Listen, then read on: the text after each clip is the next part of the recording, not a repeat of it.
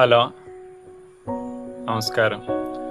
ഞാനിന്ന് പറയാൻ പോകുന്നത് നമ്മുടെ നെറ്റിത്തടം അഥവാ യോഗയിൽ ആജ്ഞാകേന്ദ്രം എന്ന് പറയുന്ന ഊർജ കേന്ദ്രത്തിൻ്റെ പ്രത്യേകതകൾ എന്തൊക്കെയെന്ന് നോക്കാം. ഈ ഊർജ കേന്ദ്രം പവർഫുള്ളുമാണ്. പിറ്റ്യൂട്ടറി ഹൈപ്പോതലാമസിൻ്റെ ഇടയിൽ കാണുന്ന ഈ ഊർജ കേന്ദ്രം ശാന്തിയുടെയും സമാധാനത്തിൻ്റെയും ശക്തിയുടെയും കേന്ദ്രം തന്നെയാണ്. അത് എന്തെല്ലാം രീതിയിൽ മനുഷ്യർ ഉത്തേജിപ്പിക്കുന്നുണ്ട് എന്ന് നമുക്ക് നോക്കാം. സ്വാഭാവികമായിട്ട് നമ്മൾ നിസ്കരിക്കുമ്പോൾ നെറ്റ് തറയിൽ മുട്ടിക്കാറുണ്ട്. അപ്പോഴും അവിടെ പ്രഷറിൻ്റെ ഭാഗമായിട്ട് അവിടെ ഉത്തേജനം സംഭവിക്കാറുണ്ട്.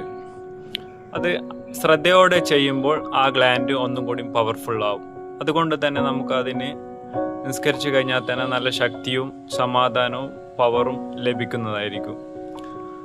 അതേപോലെ തന്നെ മറ്റുള്ളവർ ചെയ്യുന്ന പൊട്ട് തൊടുന്നത്, ഈ പൊട്ട് നിത്യേന തൊടുമ്പോൾ അവിടെ സ്വാഭാവികമായിട്ട് ശ്രദ്ധ കേന്ദ്രീകരിക്കുന്നുണ്ട്. ആ സ്വാഭാവികമായിട്ട് ശ്രദ്ധ കേന്ദ്രീകരിക്കുമ്പോൾ അവർക്കും ശക്തി ലഭിക്കുന്നുണ്ട്.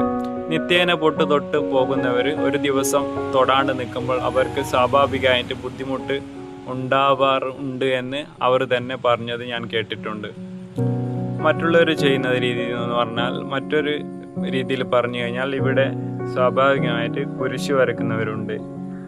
ആ രീതിയിലും കൈകൊണ്ട് തൊട്ടിട്ട് കുരിശ് വരക്കുമ്പോൾ അവർക്കും ഉത്തേജനം ലഭിക്കുന്നുണ്ട്. എന്നിരുന്നാലും ഒരു പവർഫുൾ ഊർജ കേന്ദ്രം തന്നെയാണെന്ന് നമുക്ക് മനസ്സിലാക്കാം.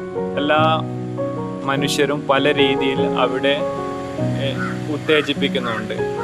ആ രീതിയിലാണ് അവർക്ക് നല്ല ശാന്തിയും സമാധാനവും ശക്തിയും ലഭിക്കുന്നുണ്ടെന്ന് ഉറപ്പ് തന്നെയാണ്.